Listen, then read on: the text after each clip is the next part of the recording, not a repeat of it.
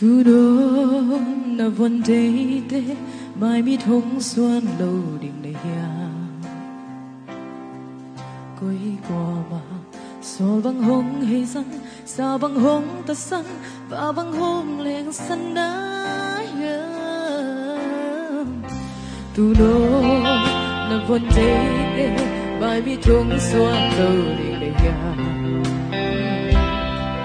qua lại ya đi chăm hôm kia lẽ lặng mai dễ xuống bên đầu gạo khoai bằng hương há dầu vẫn nói thế khi bằng khi khen chắc tuy vì cả lấy mong trong ngà vì là xem nó sẽ xuống biến thang hầm bằng vai dầu vẫn nói thế khi bằng khi khen chắc hiện đã gắm lấy nó xe ta qua ban giờ hiếm xin mang bó xiang mang bằng giá mơ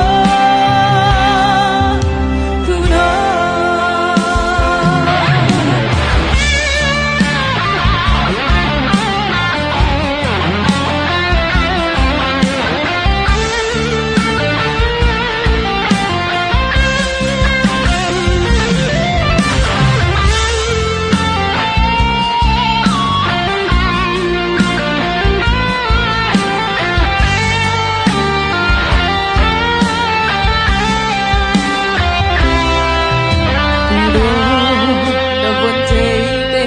bài mi thông xuân lâu đình này ya quay qua mà xua bằng hông hay sân xa bằng hông ta sân và bằng hông lên sân ấy